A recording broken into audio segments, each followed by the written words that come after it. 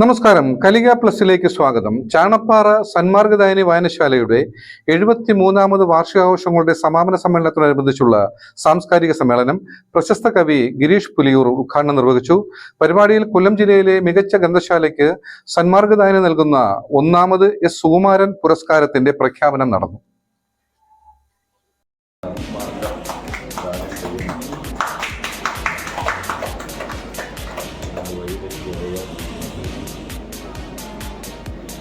വഴി തെറ്റണമെങ്കിൽ തെറ്റണമായിരുന്നു.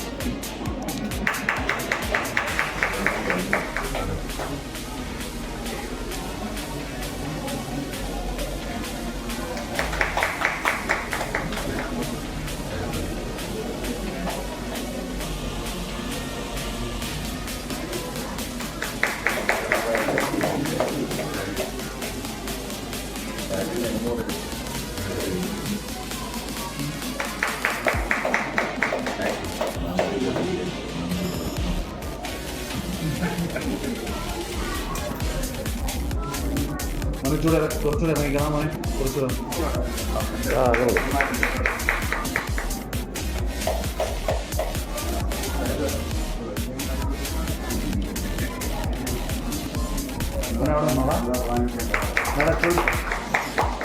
അങ്ങനെ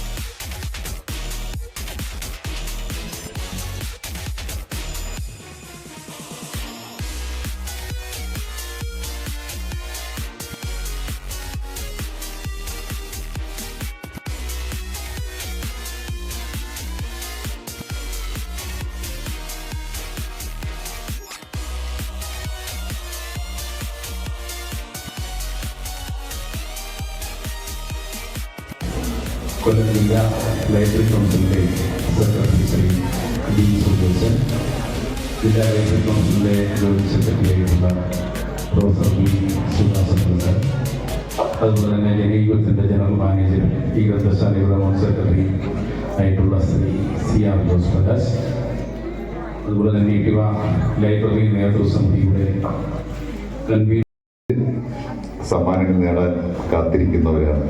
അവരുടെ എല്ലാവരുടെയും പേരുകൾ പറയാൻ ഇപ്പം നിർവാഹമില്ല.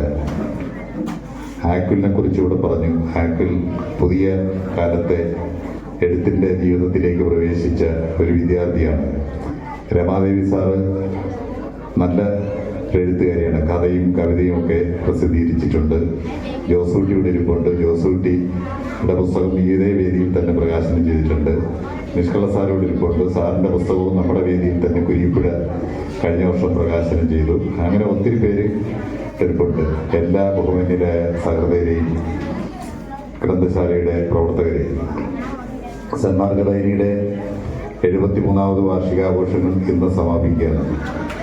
ഈ സാംസ്കാരിക സമ്മേളനം ആരംഭിക്കണം. അപ്പം അതുകൊണ്ട് സമയത്തിൻ്റെ ഒരു പരിമിതിയുണ്ട്. അധ്യക്ഷനാണ് ഇതൊക്കെ ഏറ്റവും കൂടുതൽ ആ സമയപരിമിതി മനസ്സിലാക്കാൻ പറ്റുന്ന ഒരാൾ, സംഘാടകൻ എന്നുള്ള നിലയിൽ. അല്ലെങ്കിൽ ഒരു നല്ല അധ്യക്ഷ പ്രസംഗത്തിനുള്ള സദസ്സായിരുന്നു. പക്ഷേ അതിന് ഈ സന്ദർഭം ഞാൻ വിനിയോഗിക്കുന്നില്ല. ഞാൻ വളരെ പ്രധാനപ്പെട്ട ഒന്ന് രണ്ട് കാര്യങ്ങൾ മാത്രം നിങ്ങളോട് പറഞ്ഞുകൊണ്ട് ഉദ്ഘാടകനെ ക്ഷണിക്കുന്നതാണ്. ശ്രീ DS പ്രജിലാൽ, ശ്രീ D സുരേശൻ, എന്റെ ബഹുമാനിയായിട്ടുള്ള ഗുരുനാഥൻ B Sivadasapillai sir, CR Jose Prakash, doctor M Vijayapillai അവർ, നന്ദി പറയുവാൻ നിയുക്തനായിരിക്കുന്ന S സുരേന്ദ്രൻ അവർ, മാന്ത്രിക രത്നമാണ്. കൺകെട്ട് വിധിയിലൂടെ അല്ലാതെ വലിയ കാര്യം ഉണ്ടാക്കി തരാൻ പറഞ്ഞാൽ പറ്റില്ല. മാന്ത്രികന്മാർക്കൊന്നും പറ്റില്ല. അവർക്ക് ഇങ്ങനെ മന്ത്രവാദം കാണിക്കാനേ അറിയാവൂ.